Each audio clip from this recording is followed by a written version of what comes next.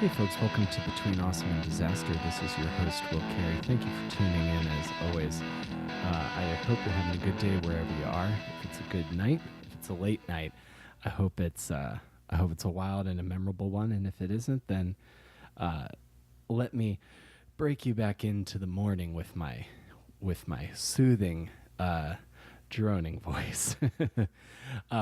That's actually something I received a compliment on. A recent guest that I had on the show, Ryan Gurian, described my voice as something that he would want to bottle and drizzle over pancakes. So thank you, Ryan. I appreciate the compliment. On the show today, this is a musical episode. On the show today, we have singer and guitarist Mike Borchardt. Mike plays in a band called Nihiloceros, and you'll probably hear him correct me a couple times and me get the pronunciation of the name wrong.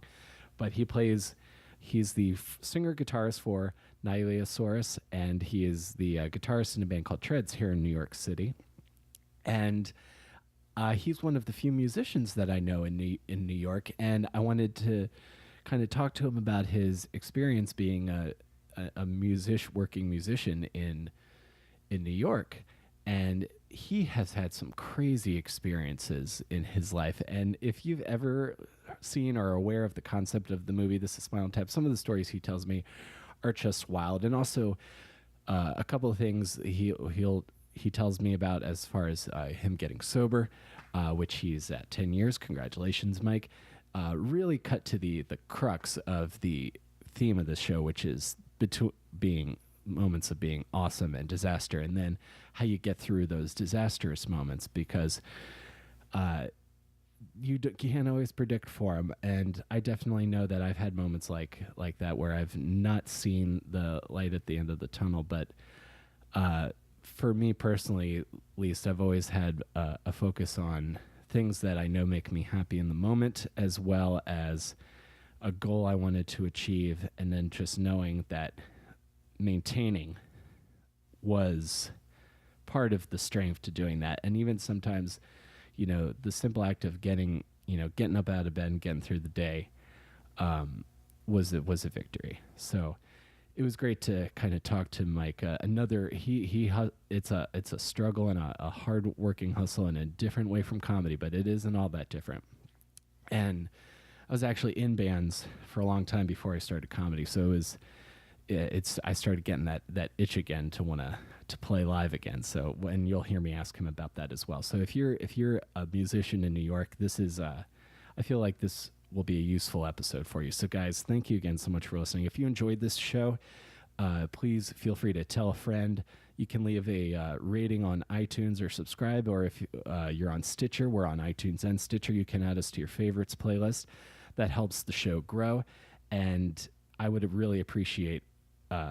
It means so much to me that you would take the time to do that, because it's a busy lifestyle that most of us live now, and the fact that I made something that it means enough to you that you would want to share it with someone else, that's the world, man. That's what I'm trying to create. So thank you again. You can follow me on Twitter at Comic Will Carey. You can follow the podcast at AwesomeDPod. If you want me to come do stand up in your city, message me. We'll figure it out. I would love to come to your town, do your shows, do your podcast. If I'm coming to your city, I'd love to hear from you. So guys, thank you for being here. Thank you for listening. And let's go to my chat with Mike Borchardt.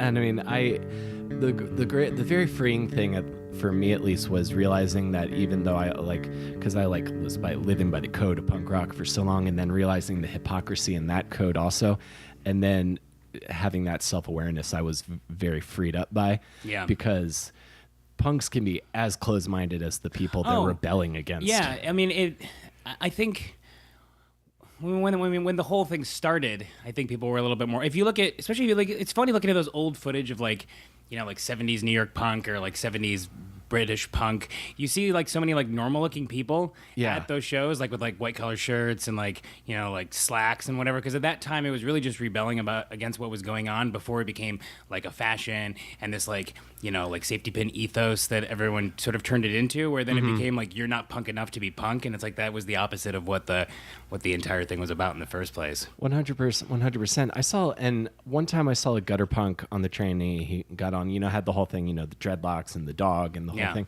and the guitar. He's got a guitar, and the song he plays is "Time of Your Life" by Green Day. I thought that was just such a fitting metaphor. For if you really want to stick to the fucking sellout punk rock ethos, you're gonna end up playing the more popular song on the train for spare change. Yeah, man. exactly, because that's the one that people are gonna know. Yeah, exactly. So I'm curious. I kind of want to trace this because I've listened to, how's your one band pronounced? Nihiloceros. Nihiloceros. It's like nihilism and rhinoceros. If it were, I was thinking that. Yeah, I was thinking. Or it depends on how you pronounce like nihil or nihil. If you pronounce all the syllables, then you could say, like some people say like nihiloceros.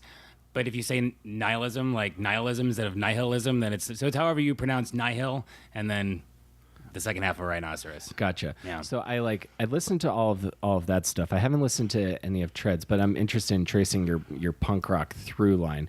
Okay. Where did you grow up? Chicago. What part? North side. I went to school on the south side, but I grew up the north side of the city. Like I'm not sure. Are you familiar with Chicago? I've been there once. Okay. I grew up in Uptown, which is a neighborhood on the north side, like by the Aragon and the Riviera. Okay. The Uptown Theater, like the big old like movie theaters and like the Green Mill, which is like Al Capone and Charlie Chaplin's bar.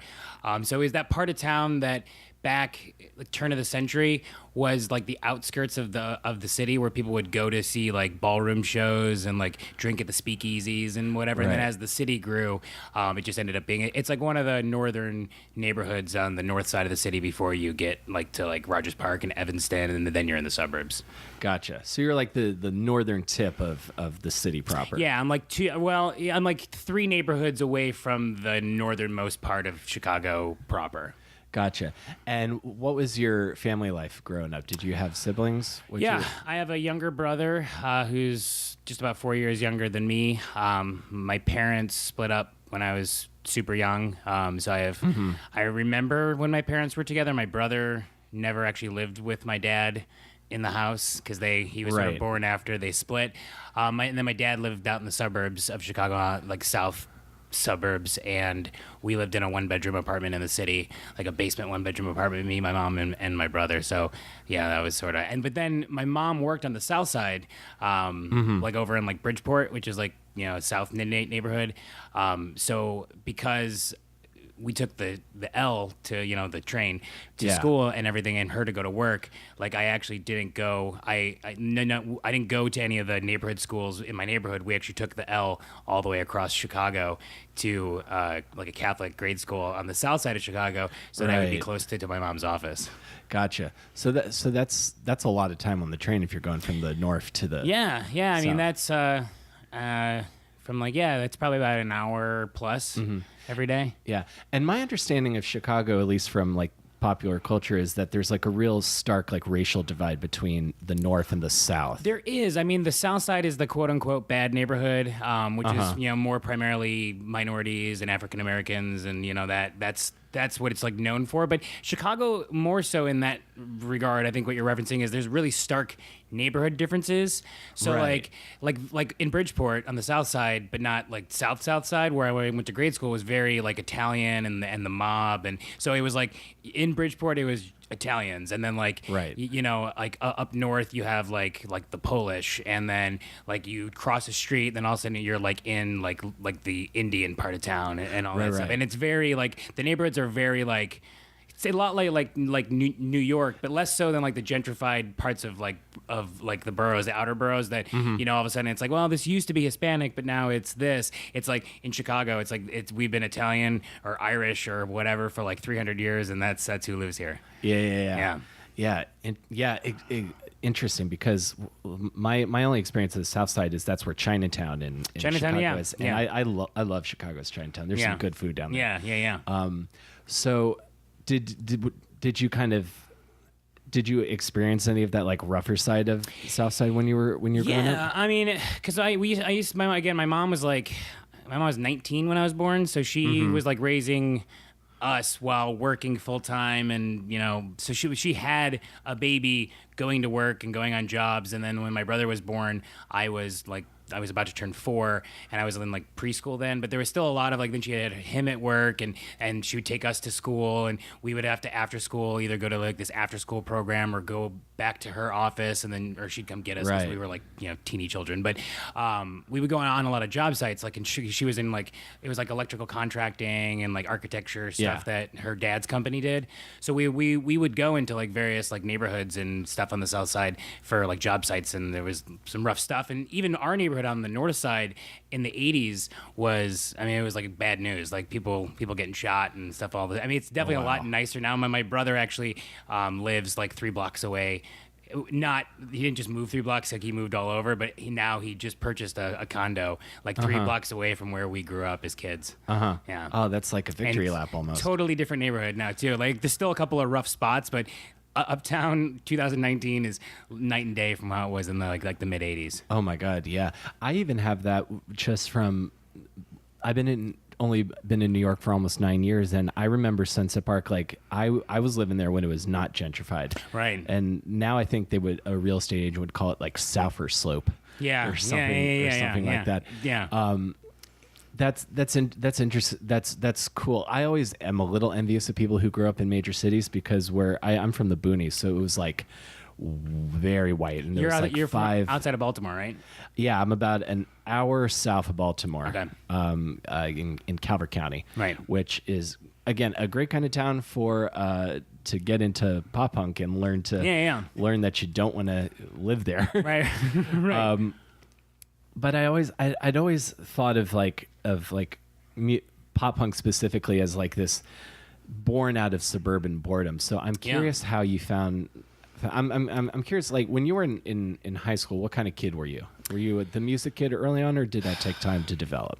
I think I wanted to be the music kid. Because I also went to high school in St. Louis. So I grew up in Chicago, moved to St. Louis for my high school years, and then moved back to Chicago for college. So I think I spent, because again, when I was a kid, I lived so far away from where I went to school, and all my friends, they all lived like 3 blocks away from the school, and so I would I didn't play sports because I wasn't around for any of the sporting events. There's no after school, so I saw kids at school and I had friends at school, but I didn't have any friends that I could hang out with. Sure. And then in my neighborhood, it was a really shitty neighborhood, so we weren't allowed outside of the courtyard, which was a gated courtyard. So I really didn't have any friends to hang out with in my regular life outside of school. And then I moved to St. Louis. What was St. Louis like for you? I don't know. I hesitate to say I hate St. Louis because I don't hate St. Louis. I love going back there to play. I have a lot of friends there.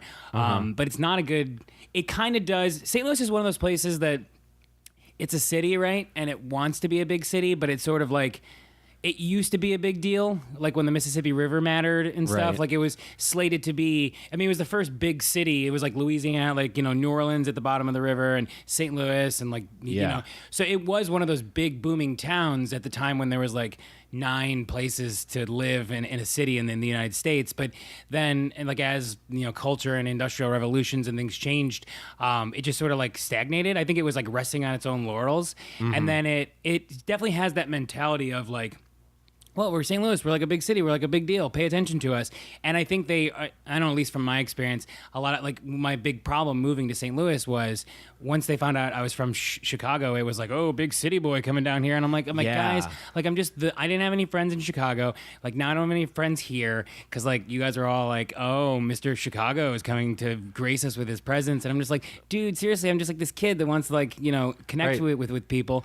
So that's how I was in high school. Was then I was okay, now I live in the suburbs outside of St. Louis, and I have friends and people have cars and we can do stuff.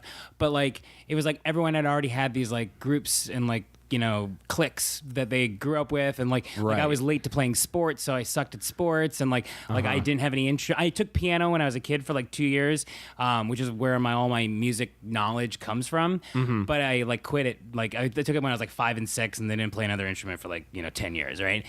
So I didn't have music, I didn't have sports, like I didn't really know people. So I sort of just like, while I got along with a lot of people in high school, I didn't really have any close friends until like I sort of connected with this group of people that were all the sort of the people that didn't belong in another group, right? So I had like a friend who had moved from Cincinnati to St. Louis, and another friend that lived like way far outside of St. Louis. So like he wasn't connected to really, he had friends in his neighborhood, but not people down by us. So we had this little group of people that were all kind of different and didn't really fit in anywhere. Your island of misfit toys. Exactly. Yeah. And it was like a Jesuit Catholic school. So it was an all boys school to boot, right? Right. So like socializing with like girls was like a whole other outside thing that you had to do, not at school. So I'm already like 6 steps behind the game and everything. Right. Which is weird. And then you're going to school with there's like a lot of masculinity and like teenage hormones that are like, very one-sided and like, it's very macho, right? Which is not me. Yeah. And then one of those friends, actually, the way I got back into music is that we needed an outlet. There's like 3 things that you can do in St. Louis. You can you can go to a show, but there weren't a lot of like all ages shows to go to. There's a handful of clubs back then that, you could go see a show. You could go to the movies, you could go bowling, and then you could like do those things again. Like that was kind of like, that sounds like my hometown, because it was the movies, bowling, which you had to book in advance because it would fill up on weekends. Right. Or occasionally there were 4, how I discovered live music. There was like 4 or 5 bands that would play at like the Armory, which was always lame because like the Armory guys were like super strict and wouldn't let you have fun. Right. And the Volunteer Firehouse, which they'd let you do anything. Yeah. So and that scene was so important. So St. Louis, did it have what you would call a punk rock scene? I don't even know if labeling you as a punk or is even accurate. Yeah, I don't even know. Like, I came out of that, and that's like the ethos that I sort of subscribed to in my younger years, and it's always been sort of a musical springboard for like everything I create artistically. But I've always tried to strive to be sort of on the outskirts of that too, because like totally regurgitating ideas that have been like, to me there hasn't been for longer than I've been playing music anything punk rock about playing like 3-chord punk rock, because everyone's done it a million times, and that's no longer contrary to the movement, right? So yeah, like just it's being a form, right, exactly, and there's nothing wrong with that, but it's definitely become a mainstream genre that is like like folk music or blues, or it's no longer, at least in a lot of ways, it's not the new subversive thing anymore. And to me, it's always been more about like the mentality behind it. So like I remember I made a big case when like Belle and Sebastian first came out, like when I like late high school, early college, and some of the stuff that they were doing at the time at least was like, and I got I'm saying 2 things at the same time. It's all good. Belle and Sebastian, I made a case that they were like one of the punkest bands, and they're like, that's not punk rock. I'm like, they're doing stuff that like stuff you're not listening to, at least stuff that I'm familiar with as like a 16, 17-year-old have heard. I'm like, they're like breaking ground here, right? Yeah. Bob Dylan, I got into a huge argument with this like punk purist about how, because I was like, Bob Dylan's like punk as fuck, and they're like, yeah, well, he can't be punk as fuck because like he was, and I was referencing like him back in the 60s, and they're like, well, it wasn't even a term yet, he predated the, I'm like, that's just like language that we've attached to something, but it's never been about the music. It's always been about like, so in that regard, I still consider myself a punk, but I try not to write 3-chord punk rock, Yeah, I know, and I think your stuff kind of transcends that a little bit. I think you have like very melodic but also screechy guitar solos in the stuff I've listened to. I would also describe your stuff as I wouldn't call it garage rock, but I would say it's very like up-tempo melodic, like power pop almost. Yeah. Or I would even say, this might be a bit of a stretch. Are you familiar with the band Mineral? No. So they've reunited and did some shows, but they were like one of like the prototypical emo bands in Austin, Texas in the 90s. You remind me of them your singing voice kind of reminds me of the lead singer if he like got on key a little bit and they had a little bit more distortion. Okay. So I mean it as a compliment. I was listening to I guess you were called Samantha back then. We were. That was an old incarnation of this band, and it's funny. I'll give you the short version of that story for the name switch, because when I started that band was like years ago with different people, and at the time, like one of the people in the band was bisexual, one of the people in the band was transgendered, and I cross dressed and I wore makeup. We were a little glammier. Like there was an element to that where at the time, especially in Chicago, there was this whole like machismo like thing with bands, and so like I wanted to have a band that had a feminine name that sort of embodied the fact that, you know, like music isn't just a bunch of dudes, right? And right. And so like we sort of had we weren't all just like three white dudes, like three straight white dudes in a band, right? Mm-hmm. So I sort of played on that to sort of play against what like there was too much of in that scene in Chicago, like Midwest macho like dude rock. Totally. And then that band moved to New York and sort of changed people, and so that was still just a carryover from that. But as our culture changed, it sort of started to be we weren't getting shows because people were like, I'm uncomfortable with the name because like and then at that point it was like three white guys in a band, right? Right. And they're like, that seems like you're being offensive to like, you know, like gender, like and that like you're being insensitive. And I was like, no, that's exactly the reason why I like started that in the first place. So at first I sort of offended me, but at the same time I'm like, and at that point like the music had changed, the members had changed, so I was like, we should change it to a new, because it's a new band now, right? Right. But at first I was like intensed by the fact that like the very thing that I was like trying to make a statement about at the time had such evolved to this thing where like now it's like I'm the person doing the thing that I was speaking out against, completely unintentionally. But I was sort of glad, and the thing that made me happy, and I was like cool with doing the name flip and not like, you know, like hanging on that as like some sort of like thorn in my side, is that it was cool that our culture has changed to such that the thing that at a time I felt that I needed to do, like clearly no longer needed to be said or done. You know what I mean? And I thought that was cool. So that's the story behind the name switch and the evolution there. Gotcha. Makes total sense, because again, if it's different, then you could go, oh, okay, this name has run its course. I can do something else. Yeah. Okay, so you're going to high school in St. Louis. You got your merry band of misfits. Yep. Do you find when do you find the guitar? Does that happen in St. Louis, or does that happen when you get back to Chicago? It happens in St. Louis. So my best friend in high school, his dad is an artist, and so like he's big on like and he's a guitar player and all this stuff. He's a really really great player. Yeah. But I spent a lot of time at his house, and we would hang out all the time, and like I would eat dinner over there and spend the night and like blah blah blah. So at one point, I don't remember how it sort of turned about, but he played guitar, and I was like, I want to play guitar because playing guitar is cool, and I want to start a band, and I want to like do all this stuff. And it sort of instilled that. I'm like, this is what I'm going to use to like, you know, get what I want to say out into the world. So we used to print up tabs on the computer to like learn how to play like a bunch of punk songs. Sure. And his sister had him and his dad bought him and his sister these two acoustic guitars for like $100 used at a store, like the exact same like one, right? But there were like two of them. They were like $100 there. They're used.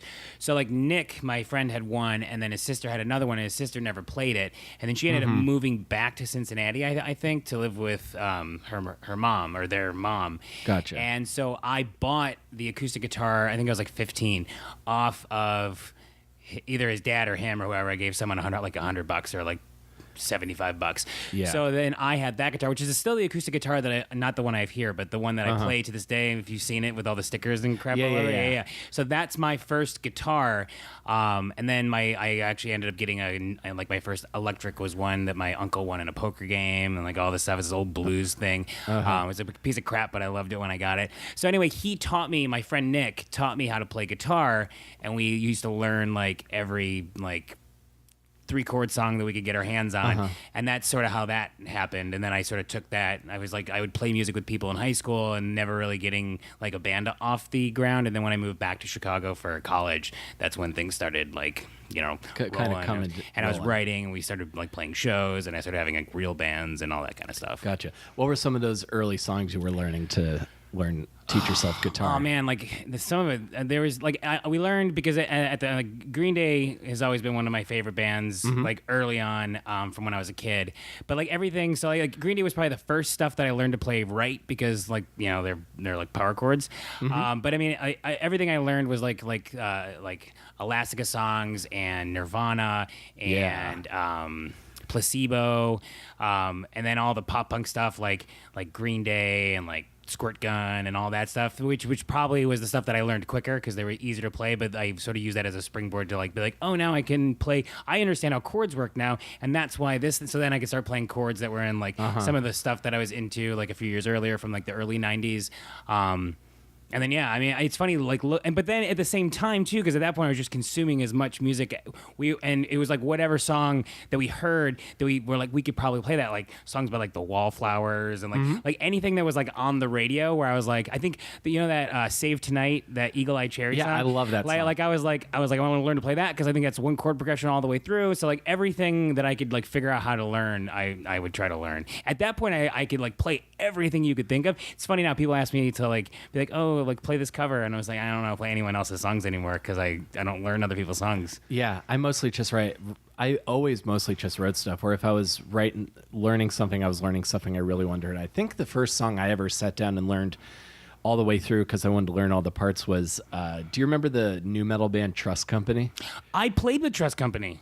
You did? Mm-hmm. One of my old bands, yeah. How are those guys? They didn't talk to us. Really? We just opened for them, and like I mean, they seemed fine. Yeah, it was that song "Downfall" that was their big hit, which I still listen to. I think it still holds up. I don't think they quite got the attention that they deserved. I think they were a lot better than like some of the other bands that came out in the wave of. Weren't they on tour with Disturbed? They might have been. They tend to get lumped in with like the new metal. They are scene. right, but I remember when we played with them, it was like one date they had off of on tour with like Disturbed or someone like that. Or maybe it was Stained, but it was somebody like that. Yeah. Some other like post grunge band. Yeah, that kind of makes sense. Okay, so you get back, and I was just like down in it, like bounce riffs. Yeah, I was just so into those. Okay, so you get back to Chicago, and you have this template, like because when you learn a power chord and you learn that you can go like make box patterns, and basically those sound good together. Yeah, that's like songwriting 101. For exactly, me, and that's where learning all of that. That's why learning all the power chords for like punk songs was like.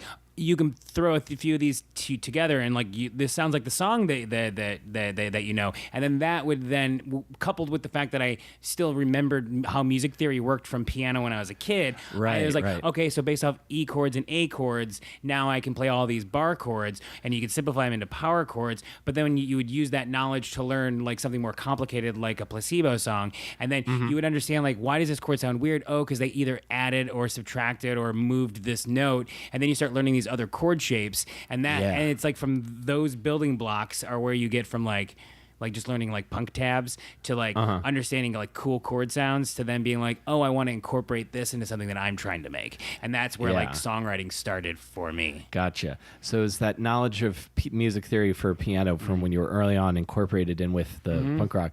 So, okay, so that's. I just love that stuck with you from when you were doing piano when you were 2. That's amazing. Well, that's about the only thing that because I always played, and I still do to this day. I write on piano sometimes, like I come up with like melodies and stuff, and certain chord changes that I wouldn't write, which I'll play on guitar when it's a song, right? But I think about music differently when it's instead of being stacked octaves, you're looking at like a linear octave pattern, right? So I still will write on piano, but I would never perform piano because I don't play chords right. I use the wrong fingers. I have like small like little hands, so like I'm not suited for piano. But really, the only thing that's ever stuck with me in like the 25 years since this has been a thing is just like sort of like understanding like how the notes work. Right. That's like it.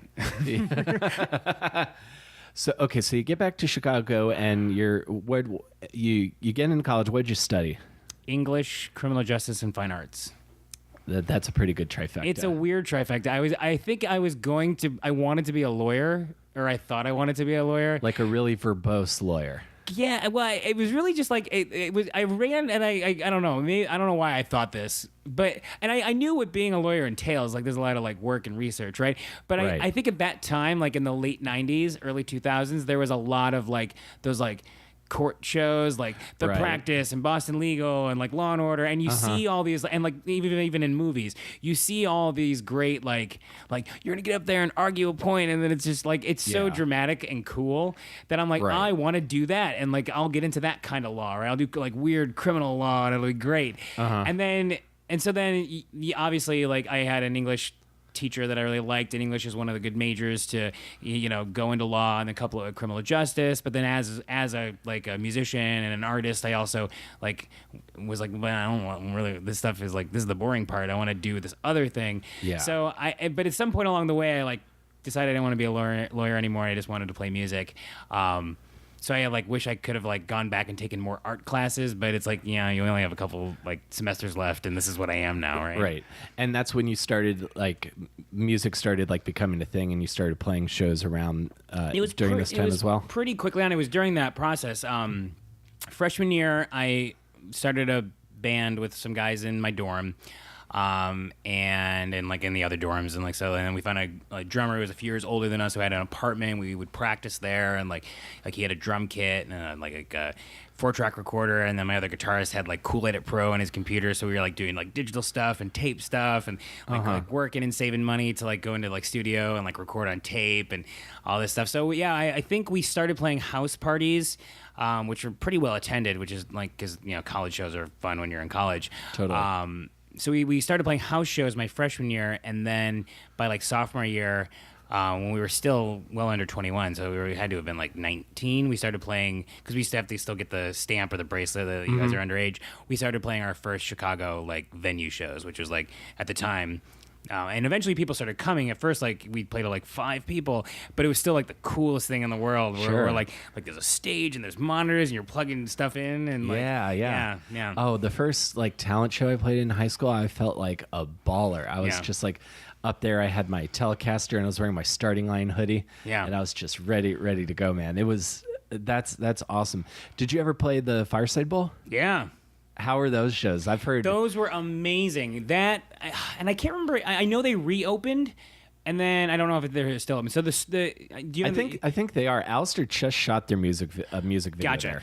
Because I've been in there. So the story of the Fireside. So I moved back to Chicago. When I lived in Chicago before, I was I mean, they had some all ages stuff, but a lot of them were like 16 plus, 18 plus, and I was in high school in St. Louis at the time. Right. So like I knew of Fireside Bowl, but then I lived in St. Louis, and then I moved back to Chicago, and Fireside Bowl was like, Fireside Bowl was like is what all the DIY venues, at least at the time, in Brooklyn are trying to be, because there was literally like a kick-ass scene where people would just go any night of the week to just see. They didn't even know, like, there was flyers and stuff everywhere, so you knew it was playing, but sometimes you didn't know it was playing. You're just like, let's go to the Fireside Bowl. Not like, oh, I know my friend is playing on Tuesday, so I'm going to go catch his set. You're just gonna go and be like, you would just go, and it was packed. And it was this rundown bowling alley, and it was falling apart. And like, I mean, everyone contributed to the destruction of that place. Like, I remember one time I was like up on the bass drum and I shoved my guitar through the ceiling and pulled a seal tile. We played with Dillinger 4 a couple of shows in Wisconsin and in Chicago, and at the Fireside Bowl. Patty he made some comment where they came out like, we're Dillinger 4 and collectively we're over 1,000 pounds or something like that. They play this rip-roaring set. They're drunk as shit.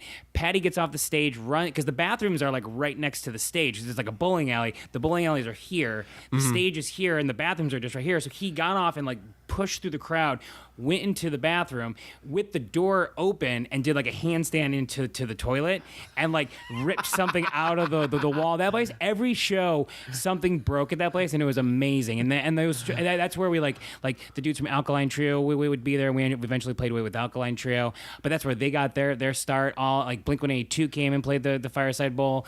Oh, cool! It was such a great place. And then ever since I had moved back to Chicago, there was always this like, since the first day I ever went to the Fireside Bowl, for like years, it was like, the city's trying to shut down the Fireside Bowl. The city's trying to shut down. This could be the last 2 months of the Fireside Bowl. Right. So and people were concerned, but after a long enough period of time, or like it's MP Show's best venue. It's like hands down like the scene in Chicago is at the Fireside Bowl. Yeah. It's never going to close, and they've been saying this for like however many years now. So after like 6 years of me living back in Chicago and playing the Fireside Bowl and going to shows at the Fireside Bowl and all that, eventually they actually closed, and it was like devastating. Like everyone, and myself included, was like absolutely crushed, and it was like a huge detriment to the scene, and it was awful. And then there's all these other venues, you play other places, but it's like when we missed the Fireside Bowl. Yeah. Then it might have been I moved to LA for a year too, and I think it might have been after I moved back from LA, they reopened the Fireside Bowl under like new management, not affiliated with the original like company that like ran those shows. Right. But they cleaned it up. Like I went there like twice, and they opened up the bowling alleys again. Like, cause you used to kind of be able to bowl sometimes, right. but it was just like for like shits because like none of the lanes were all broken and shit was missing. So they actually like redid all the bowling alleys, painted everything, like remodeled the whole place, and they were like, and sometimes we're gonna put on a couple of shows. So I walked in there, I think twice, and the second time I was just like, this isn't my Fireside Bowl. I don't even want to be in here anymore. But again, that was like and then I moved to New York, and I've been back to Chicago, but I haven't been back to the Fireside Bowl, so I wasn't sure if it was still operating. In I think capacity. I don't know if they still do shows there, but it's still a functioning bowling alley, I believe. I don't think it's changed at all since it opened in the 60s or 70s. Yeah. Just seeing you get nostalgic for like the destruction of DIY punk shows. Yeah. It makes me think of like when people wax nostalgic for Action Park. Yeah. In New Jersey, that amusement park that had no rules and people would get hurt and die all the time. Yeah. And then it reopened and is like, nah, it's not the same. No. There are rules now. I don't like it. Yep. You moved to LA for a year. Was that a good decision in retrospect, or it was a decision that had to be made. Like under the same set of circumstances, I would have done the same thing.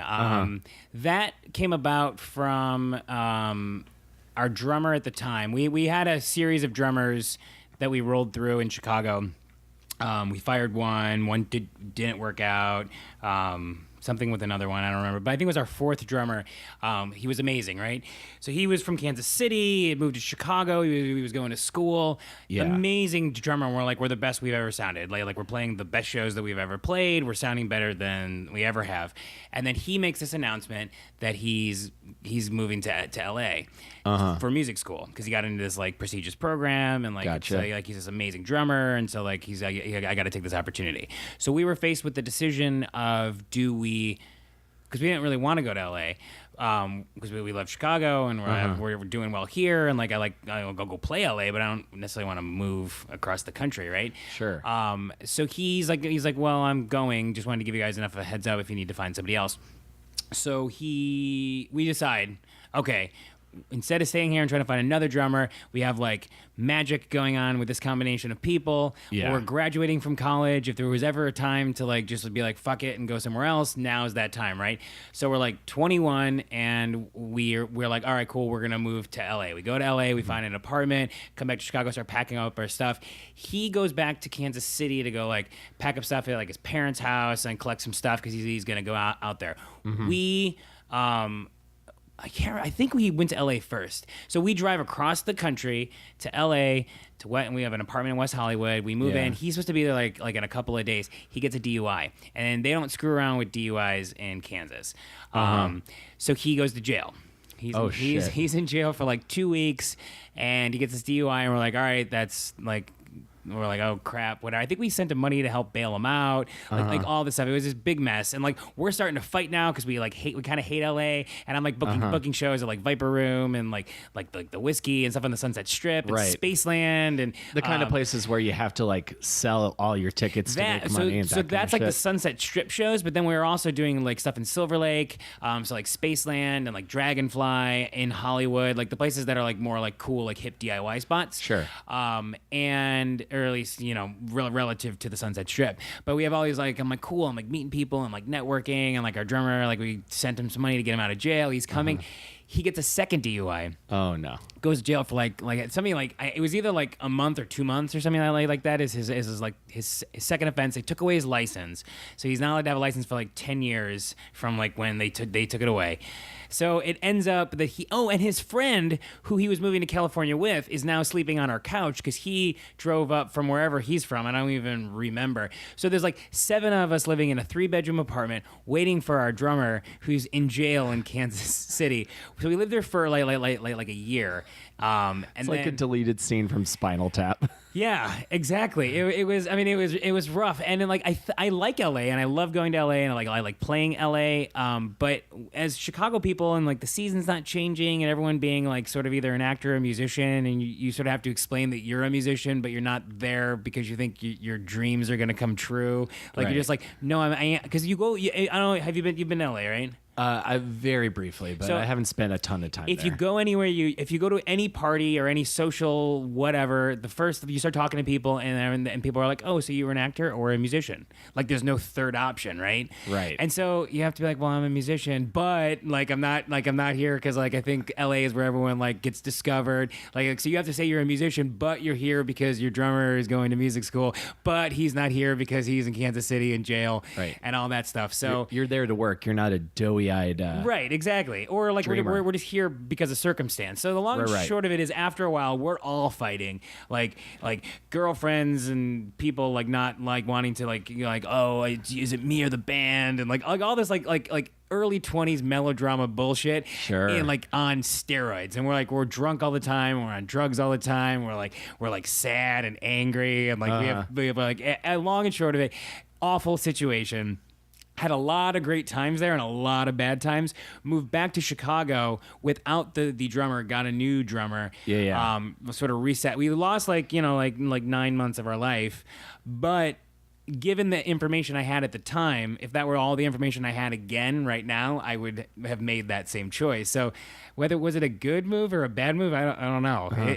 It was a life experience. So yeah, well, it sounds like a wild time. Yeah, it was great. And was this all? So is this all with your now current band or another? No, this band? is like 3 bands ago. 3 bands ago, yeah, because I feel like the modern musician runs through bands like a lot in this current, especially in this town, because in this town people play in so many bands. Like me being in 2 bands is like less than a lot of people. You're not doing enough. Like right, it's the same with comedy. It's like you're stand-up comedian. Well, are you doing 2 to 3 open mics every night? Are you producing minimum of 3 shows, 2 weeklies, a monthly, and then a quarterly where you can get famous people on? Are you doing a podcast? What kind of podcast? Right. What kind of podcast is it? Do you have another thing that you're working on? Are you writing? Yeah. Is your packet writing? I'm just like, at what point do we realize that we've let capitalism into our brains, and we like I have so many friends that just like the idea of like just taking a night off to go to movies is like, that's self-care for a lot of people. Yeah, yeah. So what brought you to New York? When did you get to New York? So like a few bands later, actually when we moved back to Chicago, the drummer that we got to replace the Kansas City jail drummer was a song title, the Kansas City jail drummer. Oh, I have so many of those in me. So he speaking again like transgendered person. At the time, now she. Currently, was the first drummer in the Samantha project that eventually evolved into a few steps later what this like now current band is. Yeah. So what happened was that lineup of that initial band was me, my friend Jordan, and this other friend of ours named Fred, who lived in Chicago. So Jordan, speaking of LA, this is where it all comes back. It's the whole reason why I'm bringing this whole thing up in the first place. Okay. Jordan, and this is before I quit drinking, because I'm a recovering alcoholic. So like the tail end of a lot of this is just like my life is in shambles. On top of like keeping myself together as a person is just like not happening, right? Totally. Is there the moment in here where you're like, fuck, I got to get sober? No, that happens later. Okay. A lot of other crappy things that happened to me first. But in the middle of all this, I'm like a functioning alcoholic, barely. My current wife is my girlfriend at the time. I'm just like constantly high, constantly drunk, like somehow holding jobs and holding my bands together. But definitely like not, I'm becoming a less consistent player. Like there are times where I'm nailing it and there are other times where I'm just falling off the stage, right? Right. So a lot of that mixed with like just some choices that Jordan was making at the time. She decided she's moving to LA, and I'm like, you've got to be kidding me. I'm like, just got back from LA. I know. I'm like, you're the one that replaced our LA situation, right? And so, like, I'm not doing that in again. an old band, I was also in a band in between that band and this band. But so like I'm like, do I have to go back to LA? And in my like drunken, screwed up state, I'm like, the first thing I'm like, well, we're going back to LA. Like I didn't learn my lesson the first time.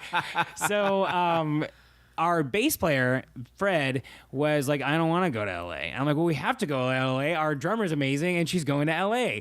And so luckily, Jordan sat me down and was like, don't follow me to LA. Like, I love you, and I love this band, but I need to be in LA, and I don't want you coming for me, right? So I'm like, I'm like crying because I'm like all drunk and emotional. I'm like, this just sucks, and I hate this. This is such a bad, like, fine, whatever. And so we don't go to LA, and I'm really upset about it. And then, like, I think that's when I got sober in the process there. So we decided we're staying in Chicago. We don't have a drummer. I'm looking for other drummers. And I don't have one. Fred and I are playing as a 2-piece with a drum machine at the time. And what did I do?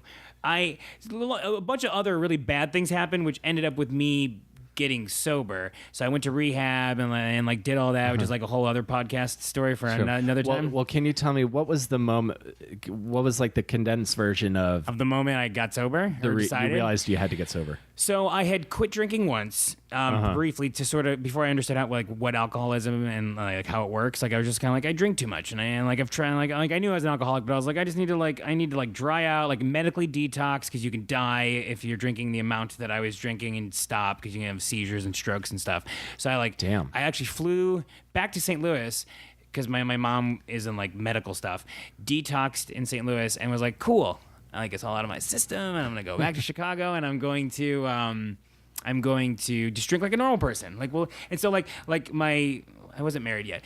Sarah, my wife, who was my girlfriend at the time, was like, we have rules because we don't want to go down this, like, things were getting really bad for like a long period of time. Sure. So we're gonna have rules. Like, I don't drink by myself. She knows what's going on. I'm limited to certain amounts under certain occasions. Like I remember like Pride Parade was a big one where I'm like, we have to extend the rules because we're going to Pride Parade, and like, so like everyone's drinking, it's a parade, and we're in the streets. So like we would like scooch the like what I was allowed to do within like, right, depending on what was going on. Which was fine for like a month maybe. Sure. And then because like, it's a progressive disease that kills you and like picks right back up where it left off. Within 2 months, I was right back to where like 10 years of drinking had gotten me. And everything was awful again. Like, I mean, like not to get into all of like that's a whole other like, I could tell that story. And it's not that I don't want to tell. We can do episode. We can do another episode.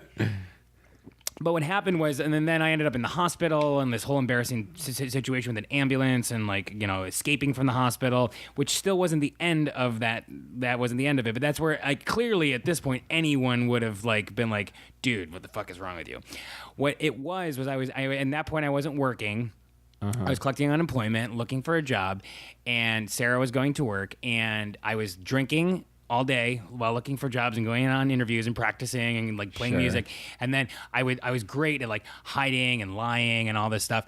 But she'd come home and I'd be like wasted every night and be like, I'm not drinking. Like we have rules. And she couldn't find or prove, other than the fact that I was clearly drunk. Sure. But she's like, I can't find where he's getting this. There's no receipts. There's no credit card trail. There's no bottles. Like where is he getting, like, how is he doing this? Right. Right. So one day, and I'm like straight up and down, like, no, I'm not doing anything. Like, you're crazy. I'm not drunk. I'm like clearly drunk. I was drinking and writing music and sending out resumes for jobs, and I passed out. I'm at home, and I woke up, and Sarah is standing there, and there's a bottle on the table, and she's just like, and I'm like, fuck. I was like, I like got caught. like straight up, like I've been lying, knowing that I'm gonna. And she's like, you need to figure out what you're gonna do, like, because I'm not doing this anymore. And I was like, yep, that's what I have to. And it wasn't about her and like being like, I'm doing this for you. It was the fact that I was caught in my own lie, that I couldn't like lie away to myself and like rationalize. It was like, no, this is just like black and white. Like I'm being a really shitty person. Not only am I clearly being a shitty person to like everyone, but like this is just like such a moment of like, yep, I'm being like a complete shithead. So that day I booked my flight and got set to go to rehab the following day. Went to rehab. Like dried out, like medically detoxed for a week, did 30 days in rehab, and that's coming up about 10 years ago. Wow, so you're sober for 10 years. Almost, yeah. Congratulations, Thank you. man. That's great. And God bless your wife. I can't imagine many women would have stayed in that situation. No, she spent like 2 years. She was like, we were together for like almost 2 years of like the worst of my addiction problem. And I mean, and she can, at least could. Her tolerance is much lower now that we don't like drink all the time together. But she could drink anyone under the table, and she's like 4'11", 86 pounds, but she could drink like the biggest dude in the room down, right? Yeah. So like, a lot of it was like, at first it was like, oh, we just party a lot, but then it's like he never stops, and I know like I gotta like do shit tomorrow, right? Yeah, of course. And so like like for a little while it was fun, and then for like a long time it wasn't fun anymore. It wasn't. Yeah. Wow. That's like after Vince Neil's car accident where he killed Razzle, and then he's trying to be sober while the rest of the band continues to be Motley Crue. Yeah. Holy shit. Yeah. Well, congratulations, man. I'm glad you got through that. So how many years have you been in New York now? 6. 6 years in New York. And I'm curious about the music scene in New York, because I keep telling myself that I'm gonna like record and write some of these songs that I have that no one has heard. Like, where are you playing in New York? Where is someone who's like wants to play out? Where are like the cool spaces that bands play? Well, your question is, do you want to know where the cool spaces to play, or do you want to know where the good starting out places are? Because that's a different question. Because the cool places, I mean, I'm not saying it's impossible to play the cool places if you're like a new band, but like, I know you got to work. But there's such a, for lack of a better term, pretension, especially in the Brooklyn scene, that it's like you have to like, which is so stupid. Again, going back to like like punk rock and like what is and what isn't. You have to like achieve this like unspoken level of something to play at various places sometimes, or like be like in with certain bands to be asked on to be on a bill. And so many places don't have like they have an email address on the website. You're like for booking, please contact so-and-so at gmail.com. But that they don't actually respond to those emails. You have to like actually know the person that books and use their actual email at the place. So a lot of times you need to know the secret email address to get to, So, well, why don't I ask you this then? Where are like the cool places that like punk rock and like pop and punk bands play in New York? Because I don't know any. Yeah, so anything like noisy punk rock indie. You're looking at like the Glove. You're looking at like let's see where else is like a really like Trans Pecos is really cool. Although they have like there's like a whole thing I could talk about that, but yeah, and then like some of the bigger spots actually you would think aren't like suited for there's like Secret Project Robot. I'm going back to some of the DIY spots that we've either just recently played or I go to, like Rubalad, which used to be the old Secret Project Robot space. The new Secret Project Robot space is cool. But like things like Brooklyn Bazaar or what's another good? A good one that is both cool and a good starting out spot would be like the Gutter. Okay. The Gutter I think was cool, like actually like cool in Williamsburg was cool when I first moved to New York, which is like right when I was like, oh, Williamsburg is cool, and I get here and I'm like, oh, what happened? Like where's all the Williamsburg stuff? Because it's all in Bushwick now. Yep. So the Gutter I think was like on its way out when I first moved here, because I used to see a couple cool bands and I was like, no one plays at the Gutter anymore. And then the Gutter like went away from being like hip, and then it recently has like surged back up in the last couple of years, but it's also still, because I think it lost its like cachet for like 2 years, is still like easy to book, and you can like put it, so you can be like a starting out band and you don't have to jump through all the hoops that you have to do to play, some of like the secret spots. Sure. And do you tour outside of New York a lot? Yeah. What would be like some of your advice for like setting up like DIY tours? There's a couple Facebook pages that are good for that, so especially on the East Coast. So for like anything from like pretty much the whole East Coast, it gets a little tricky when you get like to like Vermont and Maine and stuff. But like anything Massachusetts, Pennsylvania, New Jersey, Connecticut. Wherever else, but all the way down. So there's other groups that are East Coast, but there's also like DC, Baltimore specific like ones, and then anything like Carolinas and like Georgia and Florida and that sort of stuff. So there's various Facebook groups, but really the best way is to either play some places, play a couple shitty shows in some of those towns, meet some of the bands.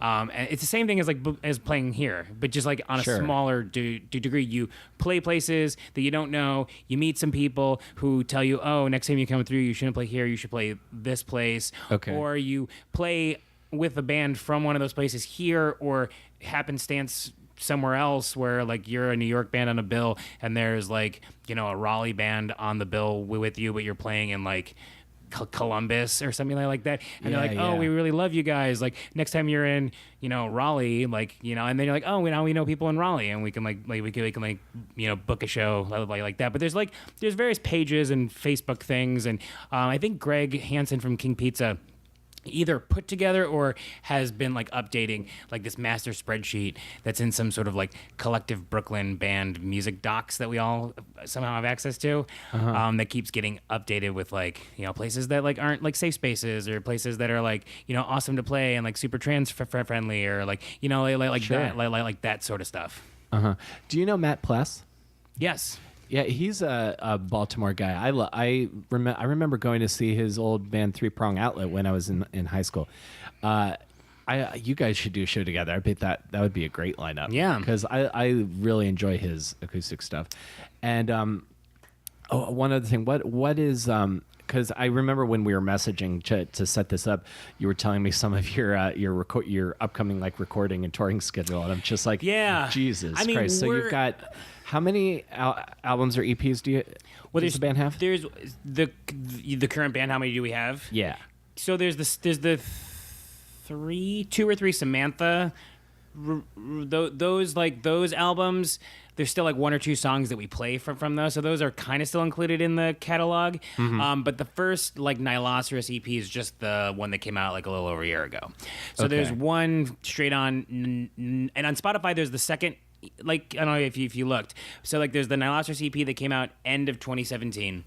And then I also released, like, a list of tracks from those previous albums that we still play live. The first Samantha album, we don't play anything off of it all because that's, like, ages ago. It feels like 2 bands ago, even though, gotcha. Right. So there's really just the one, and now we're recording the next one. The next one, yeah. Nice. And when do you think that'll be coming out? I'm thinking fall, because we're recording drums in May. It's a weird schedule. So like we played like, I don't know, between both bands I did like 100 shows last year, which is why we were on like the Hardest Working Bands like Baby's Alright show and all that stuff. So I basically for the last, and we've been donating all this money to like so we made a bunch of money and gave it all away, which was cool. But we played all these shows and like we just kept playing them. I kept being like, we're working on it, like bits of new things, but we're not getting anywhere with them because all we're doing is we're either touring or we're playing here, and we played a crap ton of shows here. So I'm like, we're never actually going to finish that unless we carve out time. So I was like, and at this point, Treads had taken a little break, which was cool because there was a period last summer, especially with like the Warped Tour dates and everything, where I was playing. There was like weeks where even in town, not even counting tour, there were like weeks in town where I was playing like between the two bands like 6 shows, and it's like damn. And they weren't all every day. So there would be like I'd be playing like 2 shows, or I'd play 2 shows, but then like Nihiloceros has 2 shows that night, and Treads has a show that we're on the same bill. So I'm playing 2 shows and running and playing another show. It was insane. So like we decided, okay, our last show is going to be mid-December, and then we're going to take like the holidays off to like start working on the record and like dive in, because the only way we're actually going to get it done. Right. So then our last show is supposed to be like December 18th or something like that at Alphaville. That's another good spot, Alphaville. Okay. So we did our last show of the year at Alphaville, and that's when I went home for Thanksgiving, and I had booked the show at Bowery Electric in the city, so that was gonna be our one-off January show, and then I got offered the Baby's All Right show because we were on the Oh My Rockness list. So I was like, fuck, we cannot play a packed show at Baby's All Right. So we played 2 shows in January, which bled into the new year. They were both amazing shows, like packed and fun and like blast. The lineups on both were amazing. So it's definitely worth doing. It was a good way to and this is how we're gonna take a break, right? So we were planning on taking off the end of January, February, and March. So, but then I was on a cruise for like the first week of February, and then Alex, our bass player, went skiing in Vermont like the second week, and then Gabe had to go back to Chicago. So we lost most of February. We were all working independently and like sending demos back and forth, but we lost a lot of like room time. Sure. In the meantime, Tread starts coming back, and like Tread just started playing shows again, but Tread is working on new music. So I had planned to be done with writing by now, and then start working on Tread stuff, but it's sort of like now our stuff pushed, and then Tread stuff sort of bled over. So now I'm like working on 2 new sets of songs at the same time and further behind where I want it to be. So we booked drums in the studio for mid-May, and then I'm going to Puerto Rico for like my 9-year wedding anniversary, and then I'm coming back, and then when I'm back from that, that's when we're going to do guitars and vocals and all that stuff, and then hopefully it'll be done in June so that we can mix and master all in that month, and then do like prep time for like any sort of like PR or like label stuff we want to do to have it out by fall, because like if I don't get it out by fall, I don't want to put it out in the winter, so yeah, kind of dead zone. Yeah, so we're really trying to make this like a early fall release. Awesome, man. Well, I think you're going to do it. Do you want to play a song now? Sure. Okay, so what's the first one we're going to do? This is the hit track off of the EP that we put out last with the it's called Anus, A.N.U.S. So, cool. Yeah, I could tell you about that later. All right, let's okay. Wait, hold on, because I don't usually play this. Okay. Are you good? Are we good? Yep. Right. Whenever you're ready.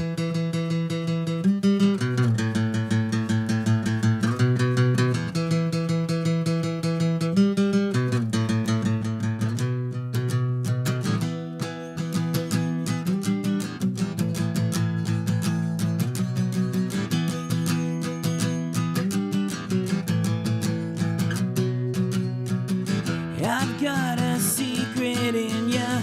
I've got this heart of carbon.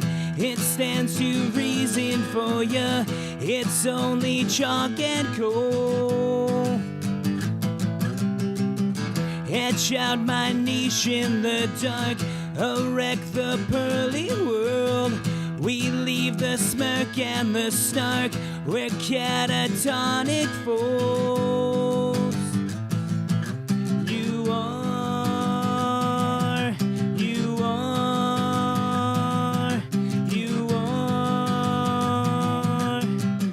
Right future, yes, sour my name, right future, right future, right future, yes, sour my name, right future.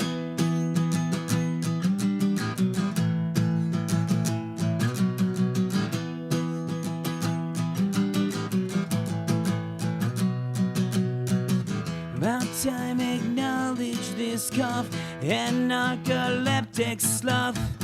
Guitar bomb never went off, just left us feeling warm. And one more secret in ya, this heart's not made of carbon.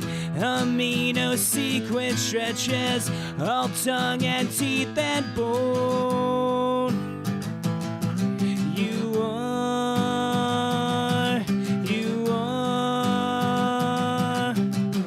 Right future, you sour my name, right future, right future, right future, you sour my name, right future, right future, right future, you sour my name, right future, right future, right future, you sour my name, right future.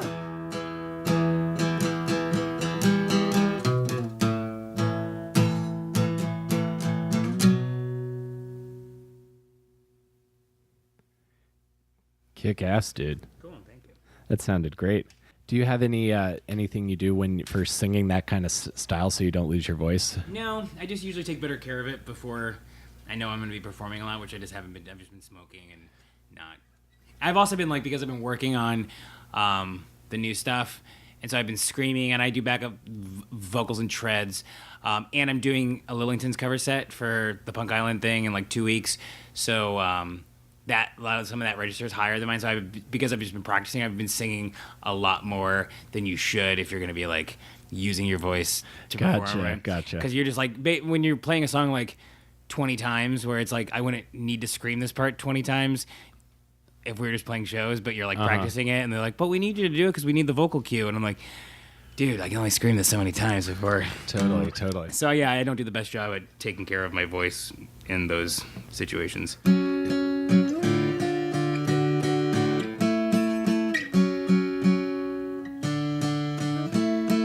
I'm gonna try to play there's this bass part that I'm gonna try to. I don't play. I play a solo, but I'm gonna try to incorporate that to make it work acoustically. So this will be an experiment. Cool. I don't even know if I don't have all the lyrics written, so some of this might be gibberish. It's all good. And then when you listen to it on the record, you'll be like, oh, I heard the beginnings of that song. Oh man, remember when he didn't know what he was doing? All right, am I good to go? Yeah. Okay.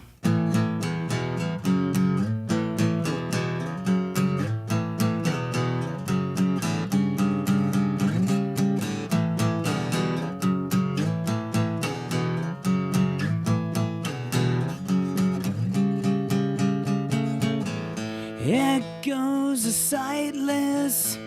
This tall man is made of bones, bones and dry hands, hands made for sifting through caramel ash that dust one broken last right. Clean erased and we go in silence. Plaster bomb, whipple bent powder hangs on. Plaster bomb, whipple bent powder hangs on. Old gears keep winding through dusty long ago. 10 years of blind spots. Watch as we grind down envy to diamond lung grease. I lost the air. Sharp hairs remind me we go with timeless. Plaster bomb, whipple bent powder hangs on. Plaster bomb, whipple bent bomb.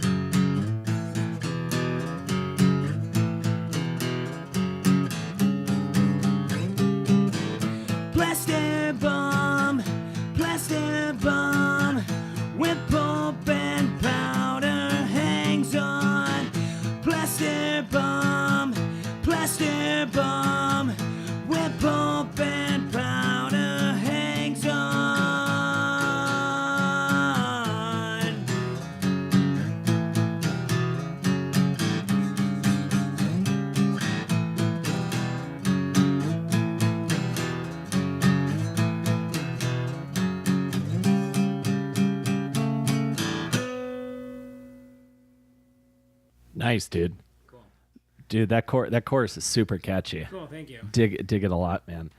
That's great. Thank you again so much for doing this, Mike. I really appreciate it. Of course. I think, am I still on? Yeah. I got one more thing to ask. Sure. If people want to look up your stuff, where can they find it? One of the good things about doing the name change is we went from being one of the hardest bands to search to the easiest, because there's only one Nihiloceros on the internet. So it's nihiloceros.com, at Nihiloceros at Instagram, Nihiloceros on Facebook, Nihiloceros on Twitter, Nihiloceros on All My Rockness. So basically, if you Google Nihiloceros, it's the only, like, nothing but us will come up. So I should spell it: Nihiloceros.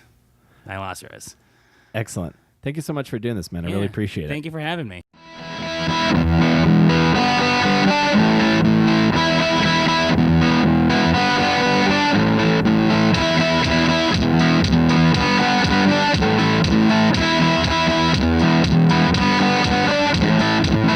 That's the life of a musician in New York City, folks. And I love the two songs he played. The new stuff sounds like it's going to be really good, even just hearing it in its very unfinished form on acoustic. So after that gets the full studio treatment, I think that'll be pretty awesome. An awesome track. So guys, thank you again so much for listening. If you want to follow Nihiloceros, I'll have the links in the description so you can check out that stuff. And Mike's just a really creative guy. He's high energy, and he's excited about what he's doing, and that's kind of an infectious to just be around that. So I was super inspired by that chat. If you guys enjoyed this, please tell a friend. I would greatly appreciate it. You can leave a rating or subscribe on iTunes. You can add us to your favorite playlists on Stitcher. If you want to let Spotify know that I submitted the show, I'm still waiting to hear back. I want to get the show on Spotify also, but it's taking a little bit longer. But right now we're on iTunes and Stitcher. You can like the Facebook page Between Awesome and Disaster on Facebook, and I'm on Twitter at Comic Will Carey, and you can follow the podcast on Twitter at AwesomeDpod. Thank you guys again for listening, and I will see you next week Between Awesome and Disaster. Take care, everybody.